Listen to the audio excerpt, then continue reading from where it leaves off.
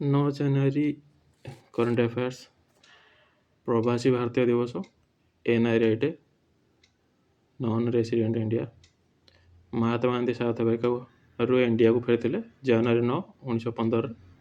First time Atal Bihari Vajpayee ଯେତେବେଳେ PM ଥିଲେ ସେତେବେଳେ ପାଳନ ହୋଇଥିଲା 2003ରେ। UNର FAO food and agriculture organisation declare କରିଛି 2026କୁ ରାଙ୍ଗେଲ୍ସ ଆଣ୍ଡ ପାସ୍ଚୁରାଲିଷ୍ଟ ଇୟର ଭାବରେ। ରାଙ୍ଗଲ୍ୟାଣ୍ଡସ୍ ମାନେ ହେଉଛି ଗାଈ ଗୋରୁ ଛେଳି ମେଣ୍ଢା ଯେଉଁ ଚରନ୍ତି ସେଇ ପଡ଼ିଆ, ଆଉ ପାସ୍ଚୁରାଲିଷ୍ଟ ମାନେ ପଶୁପାଳକ। ଆଉ କେବଳ 2026 ଏଇ ଇୟର ନଥିଲା, 3ଟା ଥିଲା, 2026କୁ ଡିକ୍ଲେୟାର କରାଯାଇଥିଲା। ଆଉ ଗୋଟେ ଓମେନ୍ ଫାର୍ମର୍ସ 2026ଟାକୁ ବି, ଆଉ ଭଲ୍ୟୁଣ୍ଟିୟର୍ସ ଫର୍ ସଷ୍ଟେନେବୁଲ୍ ଡେଭଲପମେଣ୍ଟ 3ଟାକ। ସେମିତି 2025ର 4ଟା ଥିଲା, ଗୋଟେ ହେଉଛି ଗ୍ଲେସିୟର କନଜରଭେସନ୍, ଆଉ ଗୋଟେ କ୍ୱାଣ୍ଟମ୍ ସାଇନ୍ସ ଆଣ୍ଡ ଟେକ୍ନୋଲୋଜି, ଆଉ ଗୋଟେ ପିସ୍ ଆଣ୍ଡ ଟ୍ରଷ୍ଟ, ଆଉ ଗୋଟେ କୋଅପରେଟିଭ୍ସ। ଏମିତି 4ଟା ଥିଲା। ତାପରେ India achieves global first in biobitumen production. Biobitumen ପ୍ରଡକ୍ସନରେ ପ୍ରଥମ ହେଇଛି, ଇଣ୍ଡିଆ ଆଚିଭମେଣ୍ଟ କରିଛି। ବାୟୋବିଟୁମିନ୍ ମାନେ ଯେଉଁ ରୋଡ଼ ତିଆରି ହେଉଛି ସେଥିରେ ପ୍ଲାଷ୍ଟିକ୍ ୱେଷ୍ଟେଜ୍ ମିଶେଇକି ତିଆରି କରାହେଉଛି, ଯାହାଦ୍ୱାରା କି ଆମର ପ୍ଲାଷ୍ଟିକକୁ ରିସାଇକଲ୍ କରିହେବ, ଆଉ ଯେଉଁଟାକି ଶସ୍ତା ବି ପଡ଼ିବ ରୋଡ଼ ତିଆରି କରିବାରେ, ଆଉ ପର୍ୟାବରଣ ପାଇଁ ଭଲ। ତାପରେ West Bengal CM lays foundation stone of 5 kilometre bridge connecting Sagar island to mainland. Sagar island ହେଉଛି ବିଗେଷ୍ଟ ଆଇଲ୍ୟାଣ୍ଡ ସୁନ୍ଦରବନ, ଯେଉଁଠିକି ରିଭର ଗଙ୍ଗା ବେ ଅଫ୍ ବେଙ୍ଗଲକୁ ମିଟ୍ କରୁଛି। ସେଠି ଅଛି କପିଳ ମୁନି ଟେମ୍ପୁଲ। ସେଠି ତାଙ୍କର ପ୍ରତିବର୍ଷ ମକର ସଂକ୍ରାନ୍ତିରେ ବୁଡ଼ ପକାନ୍ତି ଲୋକ।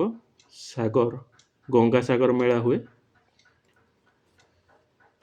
ସେଥିପାଇଁ ଏଇଟା ତାଙ୍କ ରିଲିଜିୟସ୍ ଏରୁ ଦେଖିଲେ ସୁବିଧା ହେବ, ସେଥିପାଇଁ ମମତା ବାନାର୍ଜୀ ଏଟାକୁ ଫାଉଣ୍ଡେସନ୍ ଷ୍ଟୋନ୍ ପକାଇଛନ୍ତି।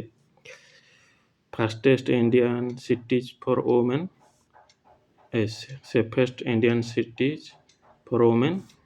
ପ୍ରଥମେ ବାଙ୍ଗାଲୋର ଅଛି, ତାପରେ ଚେନ୍ନାଇ, ତାପରେ ପୁନେ, ତାପରେ ହାଇଦ୍ରାବାଦ। ଟପ୍ 10ରେ ବାଙ୍ଗାଲୋର ଫାଷ୍ଟ ଅଛି। Rajasthan host regional AI impact conference 2026। Rajasthan host କରୁଛି AI ଇମ୍ପାକ୍ଟ କନଫରେନ୍ସ 2024ର। Goa CM launch second edition history that India ignored.